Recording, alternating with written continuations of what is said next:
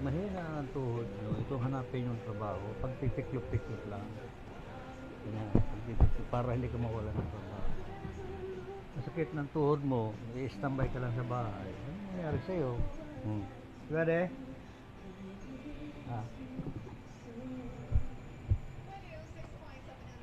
Tira, humanap ka ng paraan para pala ako dito eh. Oo, para kumita. Eh, hindi yung aasa ka na lang sa hingi. Paano yan? Ihintay ka ng utos para makuha mo yung sukli. Naku, huwag ka nga. Hanap ng trabaho. Bawal ang tamad.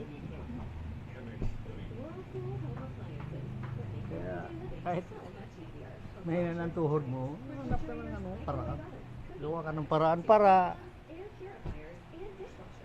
may panggastos ka araw-araw. Di pwede yung hingi, puro hingi. Walang kwenta yung hingi. Kung totally hindi ka na makakalaw, ayun, pwede ka na manghingi.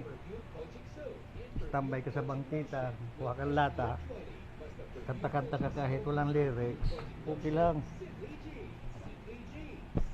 O kaya, punta ka sa highway, na kalsada, manghingi ka ng piso-piso sa manghingi ka ng piso-piso sa bawat sasakyan. Bilangin mo yung sasakyan kapag naka 1,000 sasakyan na dumaan. Bigay siya ng piso. Kaya 1,000 ka.